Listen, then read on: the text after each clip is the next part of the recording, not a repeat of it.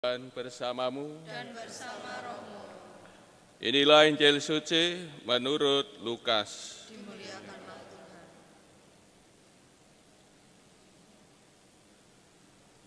Sekali peristiwa, tatkala duduk makan di rumah seorang Farisi, Yesus berkata, "Celakalah kalian, sebab kalian membangun makam bagi para nabi.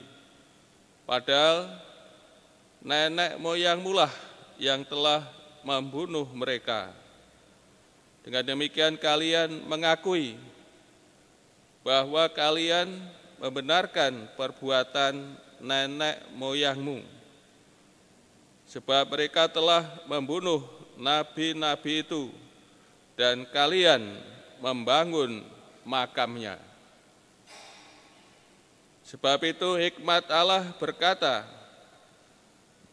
Aku akan mengutus kepada mereka nabi-nabi dan rasul-rasul, tetapi separuh dari antara para nabi dan para rasul itu akan mereka bunuh dan mereka aniaya.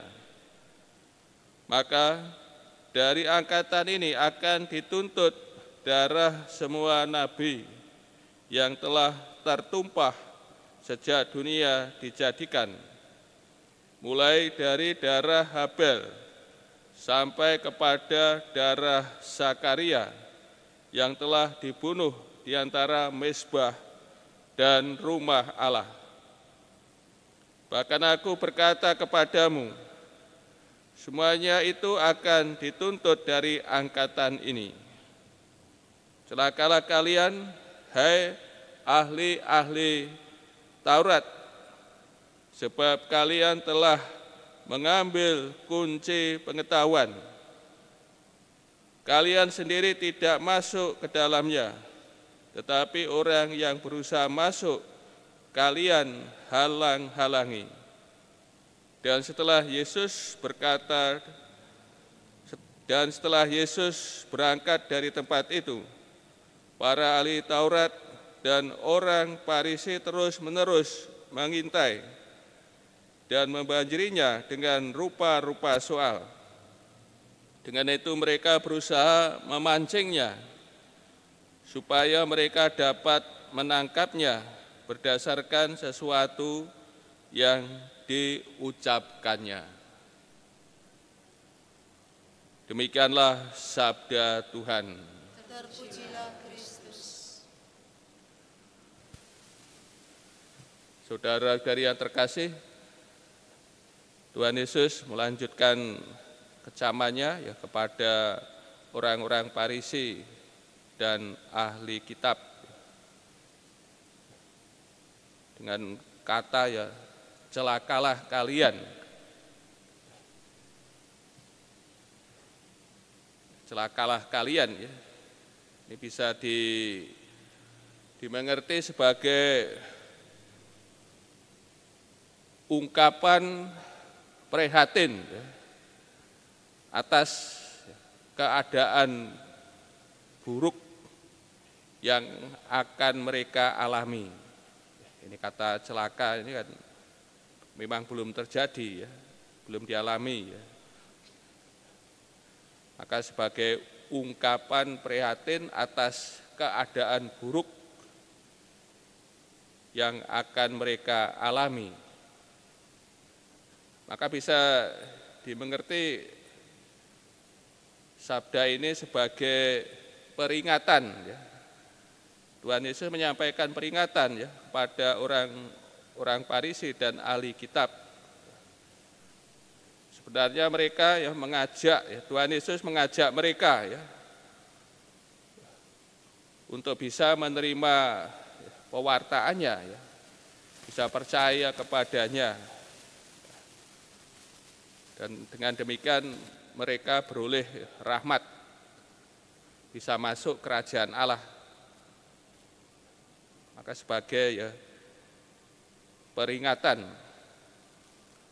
diajak untuk bertobat. Namun peringatan ini kalau tidak ditanggapi, maka keadaan celaka ya memang akan terjadi ya, dialami ya oleh orang-orang Farisi ya, dan ahli kitab. Karena mereka tidak menanggapi rahmat yang diwartakan oleh Tuhan Yesus yang disampaikan kepada mereka. Dan keadaan buruk, keadaan celaka akan terjadi pada diri mereka. Saudara-saudari yang kasih, sabda Tuhan yang kita dengar pada sore hari ini bagi kita lebih sebagai peringatan. Ya.